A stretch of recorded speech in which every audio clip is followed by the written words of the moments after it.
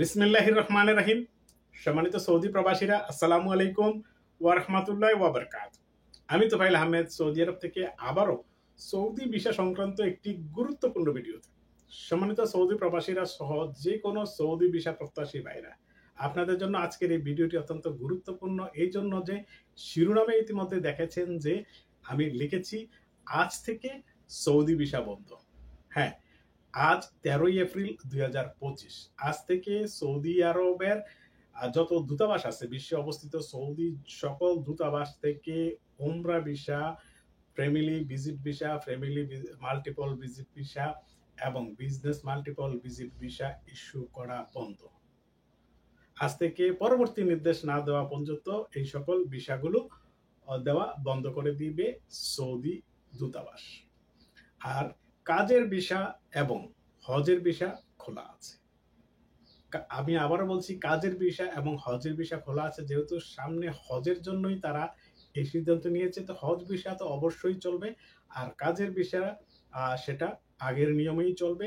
আপনার medical, MOFA, ফিঙ্গারপ্রিন্টের পরে visa অ্যাপ্লিকেশনের পরে আপনার ভিসা পাওয়ার পরে আপনার ম্যান পাওয়ার করতে হবে। তবে ম্যান পাওয়ার জটিলতাটা কিন্তু এখনো কাটেনি।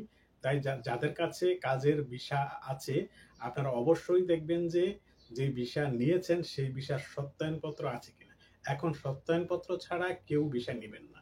এটা হোক আপনার ভাই, আত্মীয় স্বজন, মামু খালু, যে কেউ হোক, কিংবা আপনার গ্রামের বিশ্বস্ত দালাল যে অনেক বছর ধরে কাজ করে এবং শততম সফলতার সাথে সে কাজ করে, তারপরও তার কাছ থেকে আপনারা সত্যায়ন ছাড়া ভিসা নেবেন না। কারণ হচ্ছে এই সত্যায়ন ছাড়া আপনার ম্যান পাওয়ার হবে না। আমি আবারও বলছি, সত্যায়ন ছাড়া ভিসা নেবেন না, সত্যায়নপত্র ছাড়া ম্যান পাওয়ার হবে না। আর এই সত্যায়নটা কি সেই বিষয়ে ভিডিও আছে, আপনারা দেখে নিন সত্যায়নগুলো কি কি। কারণ সত্যায়নগুলো খুবই জরুরি। তাই এই সত্যায়ন ছাড়া এখন আপনার ম্যান পাওয়ারের ছাড়পত্র পাওয়া যাবে না। তবে আজকের ভিডিওর মূল আকর্ষণ যেটা, যে আজ 13 এপ্রিল 2025 থেকে উমরা ভিসা বন্ধ এবং ফ্যামিলি ভিজিট ভিসা বন্ধ, বিজনেস মাল্টিপল ভিজিট ভিসা বন্ধ। তাই উমরার জন্য তো অবশ্যই কারোর সাথে এখন চুক্তিবদ্ধ হবেন না। এমনকি ফ্যামিলি মাল্টিপল ভিজিট ভিসা আর জন্য যাদের কাছে ইনভাইটেশন লেটার আছে, আপনারাও কারো প্রলোভনে তাদের সাথে চুক্তিবদ্ধ হতে যাবেন না। অনেকেই বলবে যে আমাদের রাস্তা আছে, এই আছে, সেই আছে, আপনাদেরকে করে দিয়ে দেব।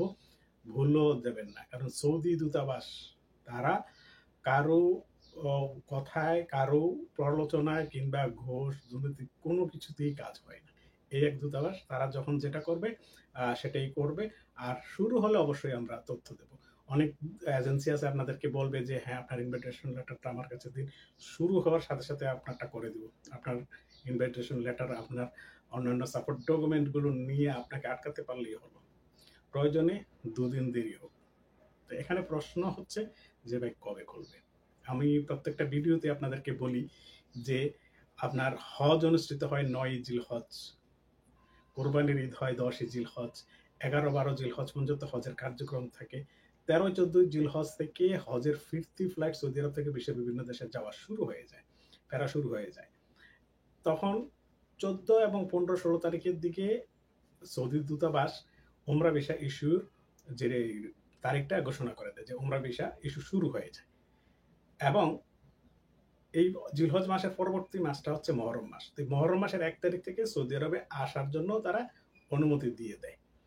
তাই অনেকে আবার মনে করবেন যে মহরম মাস কিন্তু আরবি মাসের প্রথম মাস, জিলহজ মাস হচ্ছে শেষ মাস। আবার অনেকে মনে করবেন যে আসলে নতুন বছরে নাকি, না, জিলহজ মাসের পরবর্তী মাসটা হচ্ছে মহরম মাস।